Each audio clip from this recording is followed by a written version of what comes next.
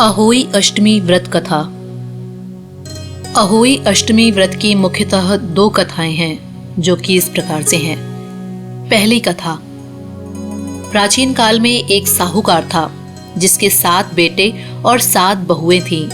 इस साहूकार की एक बेटी भी थी जो दीपावली में ससुराल से मायके आई थी। दीपावली पर घर को लीपने के लिए 7 बहुएं मिट्टी लाने जंगल में गईं, तो ननद भी उनके साथ हो ली। साहूकार की बेटी जहां मिट्टी काट रही थी, उस स्थान पर स्याहू अपने 7 बेटों के साथ रहती थी। मिट्टी काटते हुए गलती से साहूकार की बेटी की खुरपी की चोट से स्याहू का एक बच्चा मर गया। स्याहू इस प्रकार क्रोधित होकर बोली, मैं तुम्हारी कोख बांधूंगी। स्याहू के वचन सुनकर साहूकार की बेटी अपने 7 भाभियों से एक एक कर विनती करती है कि वो उसके बदले में अपनी कोख बंधवा लें। सबसे छोटी भाभी ननद के बदले अपनी कोख बंधवाने के लिए तैयार हो जाती है। इसके बाद छोटी भाभी के जो भी बच्चे होते हैं वो 7 दिन बाद मर जाते हैं। 7 पुत्रों की इस प्रकार मृत्यु होने के बाद उसने पंडित को बुलवाकर इसका समाधान पूछा। पंडित ने कहा, तुम सुरही गाय की सेवा किया करो। सुरही गाय रिश्ते में स्याहू की भाईली लगती है। वो यदि तेरी कोख छोड़ दे तो बच्चे जीवित रह सकते हैं। पंडित की बात सुनकर छोटी बहू ने दूसरे दिन से सुरही गाय की सेवा करना प्रारंभ कर दिया। वो प्रतिदिन सुबह सवेरे उठकर गाय का गोबर आदि साफ कर देती। गाय ने अपने मन में सोचा कि ये कार्य कौन कर रहा है, इसका पता लगाऊंगी। दूसरे दिन गाय माता तड़के उठकर देखती हैं कि उस स्थान पर साहूकार की छोटी बहू झाड़ू बुहारी करके सफाई कर रही है। सुरही गाय ने छोटी बहू से पूछा कि तू किस लिए मेरी इतनी सेवा कर रही है और वह उससे क्या चाहती है। जो कुछ तेरी इच्छा हो वो मुझसे मांग ले। साहूकार की बहू ने कहा कि स्याहू माता ने मेरी कोख बांध दी है जिससे मेरे बच्चे नहीं बचते हैं। यदि आप मेरी कोख खुलवा दें तो मैं आपका उपकार मानूंगी। गाय माता ने उसकी बात मान ली और उसे साथ लेकर 7 समुद्र पार स्याहू माता के पास ले चली। रास्ते में कड़ी धूप से व्याकुल होकर दोनों एक पेड़ के नीचे बैठ गईं। जिस पेड़ के नीचे दोनों बैठी थीं, उस पेड़ पर गरुड़ पक्षी का एक बच्चा रहता था। थोड़ी देर में ही एक सांप आकर उस बच्चे को मारने की कोशिश करने लगा। इस दृश्य को देखकर साहूकार की बहू ने उस सांप को मारकर एक डाल के नीचे उसे छिपा दिया और उस गरुड़ के बच्चे को मरने से बचा लिया। कुछ देर पश्चात उस बच्चे की माँ वहां आई। जब उसने वहां खनन पड़ा देखा तो उसने सोचा कि साहूकार की बहू ने ही उसके बच्चे को मारा है। ऐसा सोचकर वो साहूकार की बहू को चोंच से मारने लगी। तब साहूकार की बहू ने कहा कि मैंने तेरे बच्चे को नहीं मारा है। तेरे बच्चे को डसने के लिए एक सांप आया था, मैंने उसे मारकर तेरे बच्चे की रक्षा की है। मरा हुआ सांप डाल के नीचे दबा हुआ है। बहू की बातों से वो प्रसन्न हो गई और बोली, जो कुछ भी तू मुझसे चाहती है मांग ले। बहू ने उससे कहा कि 7 समुद्र पार स्याहू माता रहती हैं, तो मुझे उस तक पहुंचा दे। तब उस गरुड़ पंखिनी ने उन दोनों को अपनी पीठ पर बिठाकर समुद्र के उस पार स्याहू माता के पास पहुंचा दिया। स्याहू माता उन्हें देखकर बोली, आओ बहन, बहुत दिनों के बाद आई हो। वो पुनः बोली, मेरे सर में जू पड़ गई है, तो उसे निकाल दे। तब सुरही गाय के कहने पर साहूकार की बहू ने सलाई से स्याहू माता की सारी जुओं को निकाल दिया।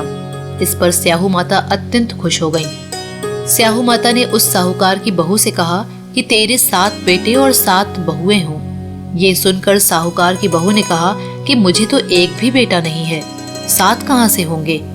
जब स्याहू माता ने इसका कारण पूछा तो छोटी बहू ने कहा कि यदि आप वचन दे तो मैं इसका कारण बता सकती हूँ। स्याहू माता ने उसे वचन दे दिया।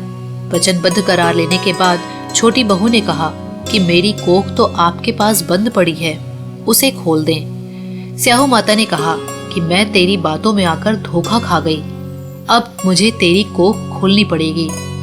इतना कहने के साथ ही स्याहू माता ने कहा कि तू अब अपने घर जा। तेरे 7 बेटे और 7 बहुएं होंगी। घर जाने पर तू अहोई माता का उद्यापन करना। 7 अहोई बनाकर 7 कड़ाही देना।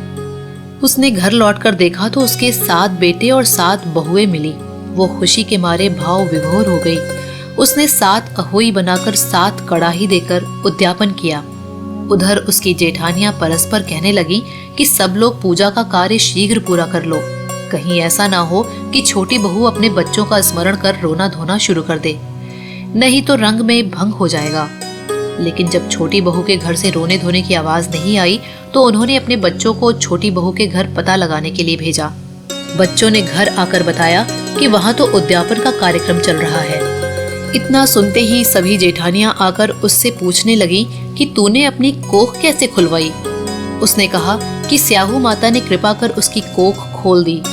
सब लोग अहोई माता की जय जयकार करने लगे। जिस तरह अहोई माता ने उस साहूकार की बहू की कोख खोल दी, उसी प्रकार इस व्रत को करने वाली सभी नारियों की अभिलाषा पूरी हो। दूसरी कथा। एक समय की बात है कि किसी गांव में एक साहूकार रहता था। उसके 7 बेटे थे। दीपावली से पहले साहूकार की पत्नी घर की पुताई करने के लिए मिट्टी लेने खदान गई। वहां वो कुदाल से मिट्टी खोदने लगी। दैव योग से साहूकार की पत्नी को उसी स्थान पर एक साही की मांद दिखाई दी। अचानक कुदाल स्त्री के हाथों से साही के बच्चे को लग गई, जिससे उसकी मृत्यु हो गई। साही के बच्चे की मौत का साहूकारनी को बहुत दुख हुआ, परंतु वो अब कर भी क्या सकती थी। वो पश्चाताप करती हुई अपने घर लौट आई। कुछ समय बाद साहूकारनी के एक बेटे की मृत्यु हो गई। इसके बाद लगातार उसके 7 बेटों की मौत हो गई। इससे वो बहुत दुखी रहने लगी।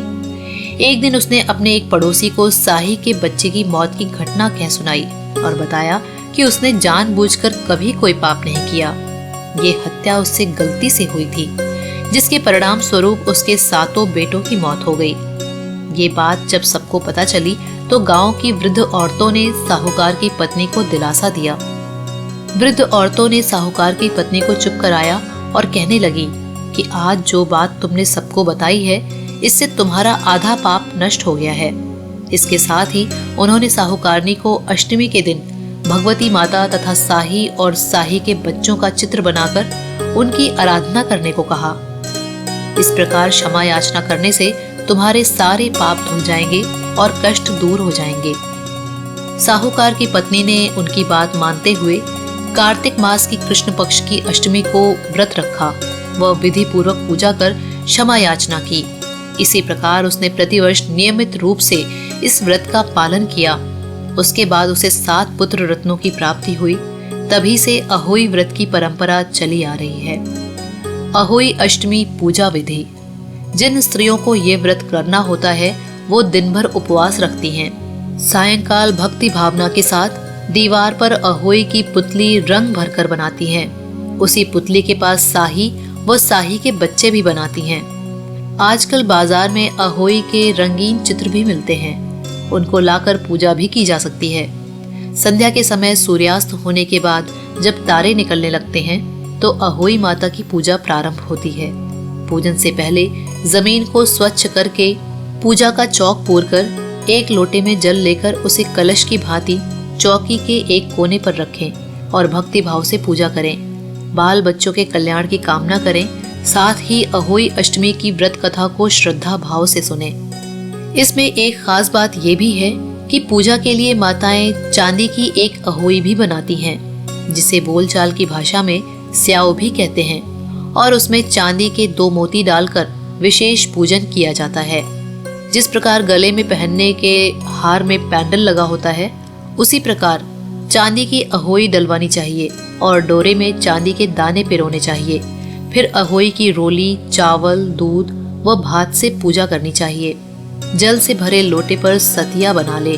एक कटोरी में हलवा तथा रुपए का बायना निकालकर रख दें और 7 दाने गेहूं के लेकर अहोई माता की कथा सुनने के बाद अहोई की माला गले में पहन ले। जो बायना निकाल कर रखा है उसे सास के चरण छूकर उन्हें दे दें। इसके बाद चंद्रमा को जल चढ़ाकर भोजन कर व्रत खोल लें। इतना ही नहीं, इस व्रत पर धारण की गई माला को दिवाली के बाद किसी शुभ दिन अहोई को गले से उतारकर उसको गुड़ से भोग लगाकर जल से छींटे देकर मस्तक झुकाकर रख दें। सास को रोली तिलक लगाकर चरण स्पर्श करते हुए व्रत का उद्यापन करें।